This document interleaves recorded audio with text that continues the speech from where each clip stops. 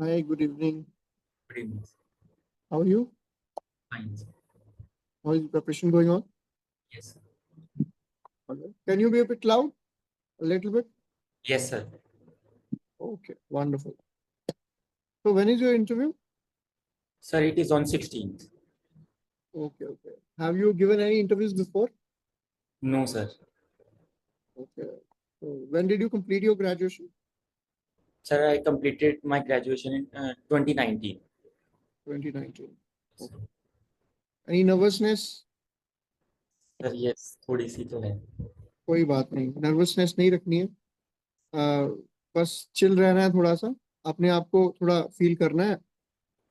Feel like you are talking to a friend, okay, and feel comfortable. ठीक है, अच्छा perform करना है। ठीक है, शुरू करें। Yes, sir.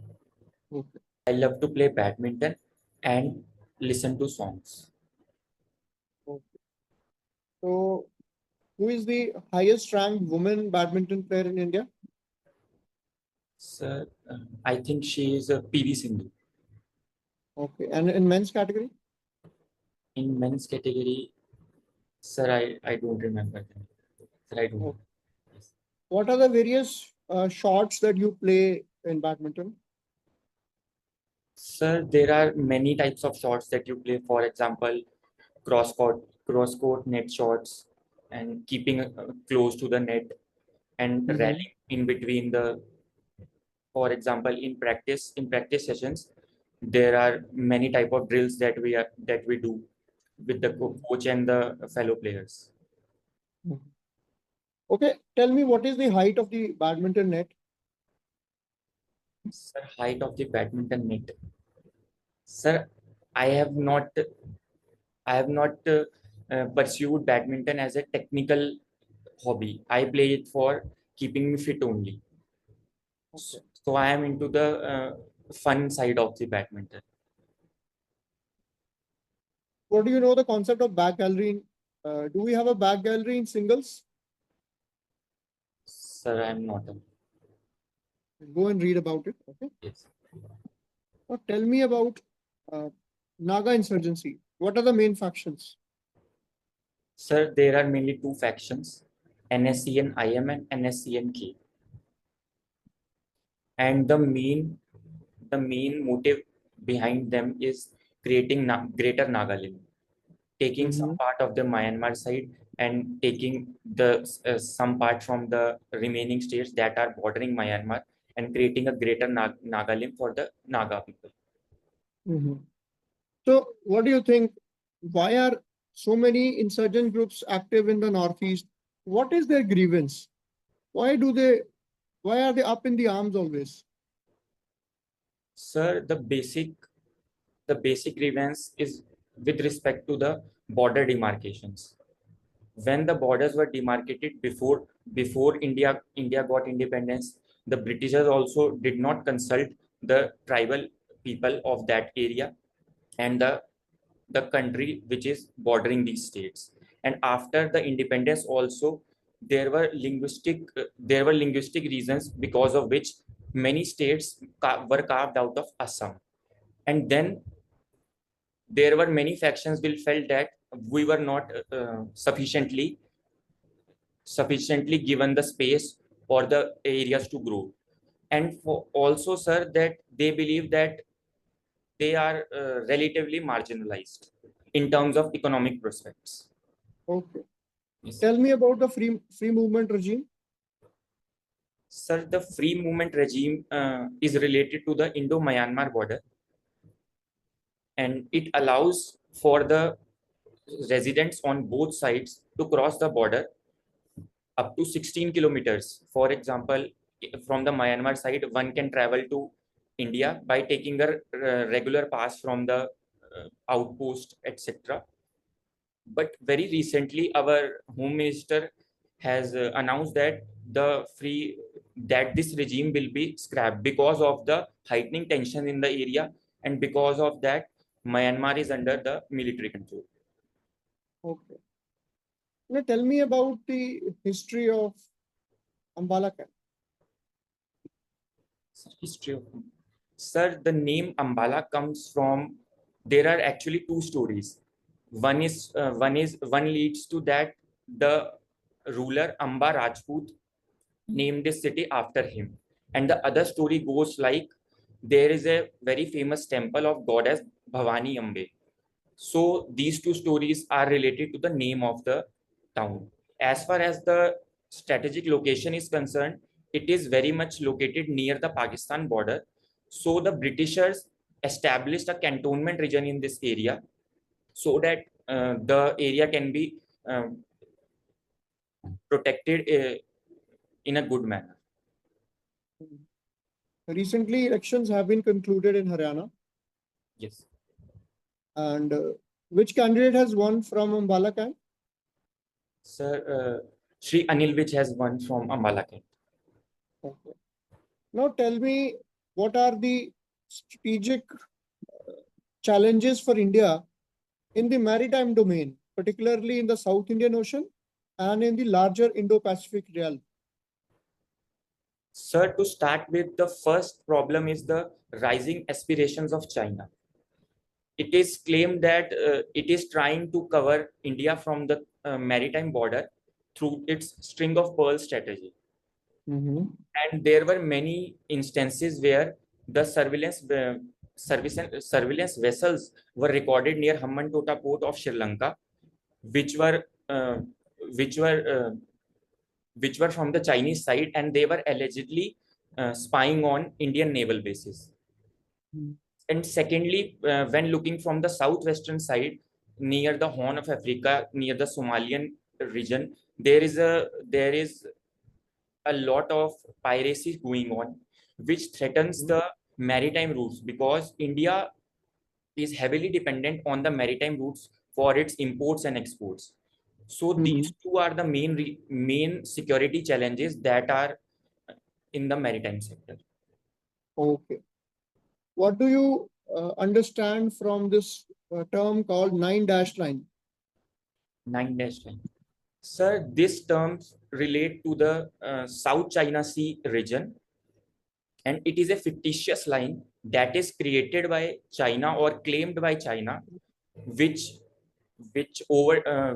includes many of the exclusive economic zones of neighboring countries, for example, Philippines, Vietnam, and it includes islands such as Paracel Islands, Spratly Islands, and neither the UNCLOS and nor any international community or the countries have recognized this line, but China claims that it is their land, and it tries to build uh, artificial islands also to cater to more of the economic area, EEZ, we can say. Okay. Do you know what is happening in the Middle East? Yes, sir. The Middle East is very much in trouble. It is because of the conflict between Israel and the proxy forces of Iran.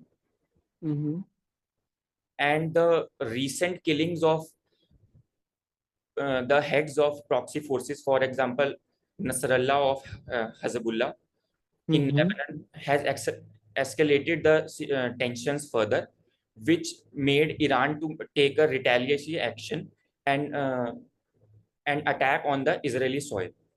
And in retaliation, Israel is also conducting operations in Lebanon and in the Hamas region.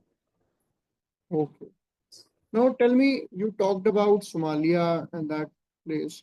Why do you think there are so many ethnic conflicts in the African continent?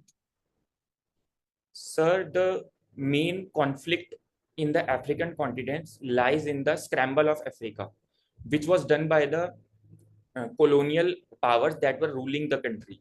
They were only interested in gaining the economic and social powers from the area, and they did not realize that the native population is also suffering because of these demarcations. They literally sat with the colonizing power sat together and draw lines with scales on the African map to demarcate their areas depending on their power at that time. Okay. Are you aware of this Nord Stream? Nord Stream? Sir, no, sir, I'm not. Okay. So recently, we have been seeing in the news ever since the Ukraine war broke out that the West has been blaming India for opportunism. That India is very opportunistic in buying cheap Russian oil when Russia is waging a war on Ukraine and blaming India for funding that war. How do you see such allegations?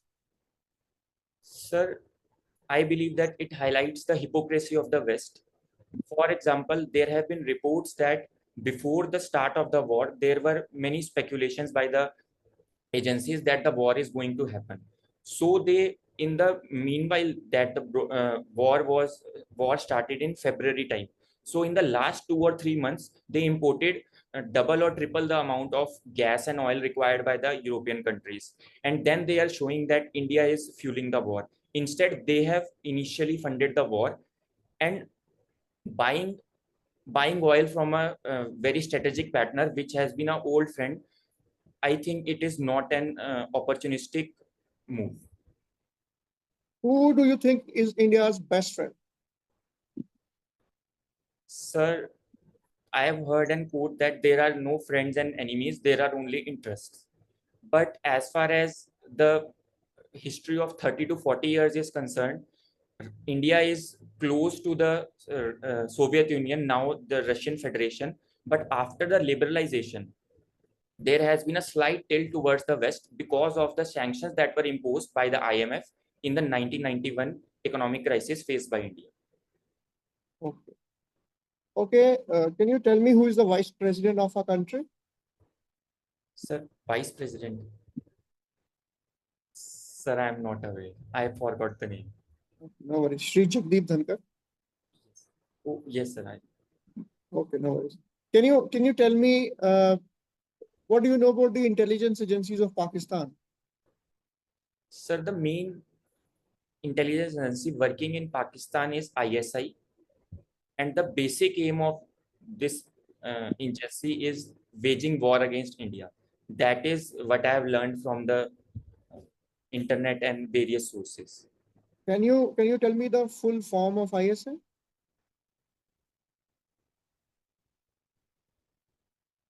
Sir, I am not aware. Inter-Services Intelligence. Are there any other intelligence agencies of Pakistan? Sir, I have heard of only ISI. There may be intelligence agencies of the army wing. Okay, you should go and check it later, right? Yes, sir. Okay. Have you heard about Kachativu Island?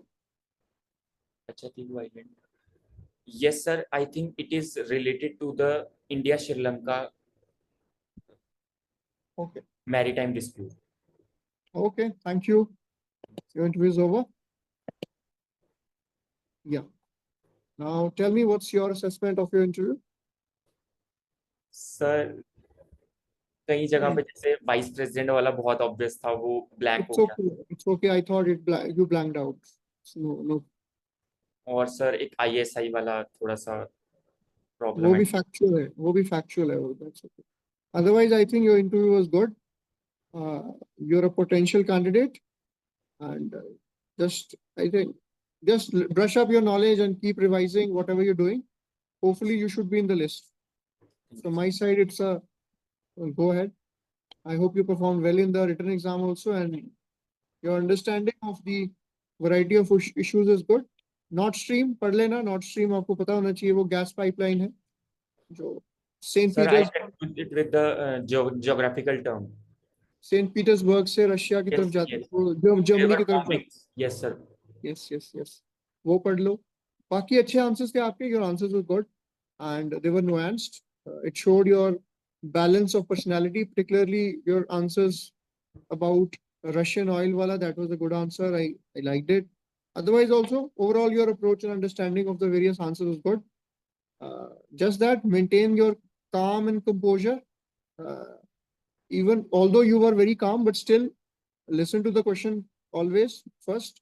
Take a couple of seconds pause and then start answering. Maintain eye contact with the examiner, with the interview panel, and look sharp, look smart, look confident.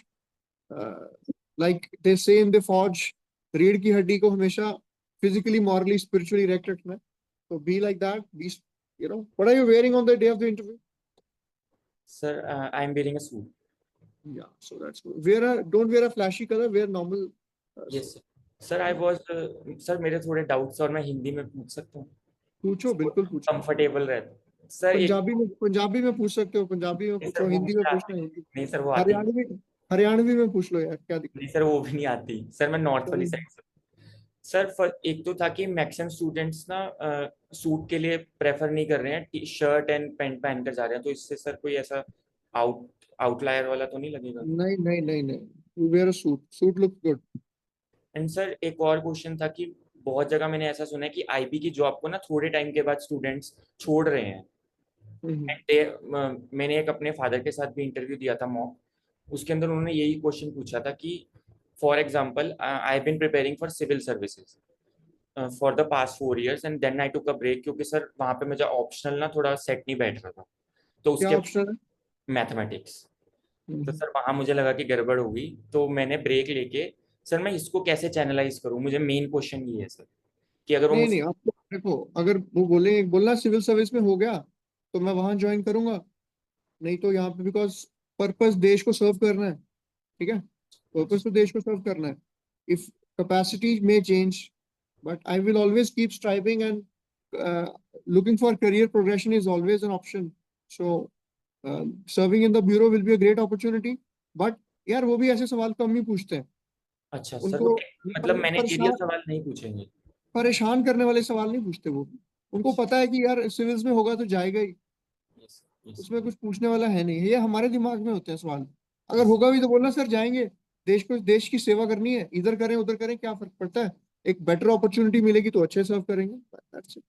और एक sir एक और question था कि वो पूछेंगे why do you want to join IB तो sir उसमें एक लार्जर पिक्चर दिखाएं कि नेशनल सर उसमें ना थोड़ा मैंने जिन लोगों को बताया वो कह रहे हैं ये फालतू लगेगा देशभक्ति नहीं दिखानी ज्यादा। वही सर वही तो अपना फाइनेंशियल स्टेबिलिटी और अपनी साइड भी रख लेंगे बोलना थोड़ा सा कि एक अच्छी जॉब है, एक अच्छी जॉब है, it offers a good opportunity, और एक चैलेंजिंग जॉब है, प्लस करियर मतलब एक अच्छा ऑप्शन है, गुड सैलरी है, और आईबी की रेपुटेशन अच्छी है, देश की सेवा का भी भाव पूरा हो जाएगा। ये सब चीज प्रैक्टिकल सा आंसर दो।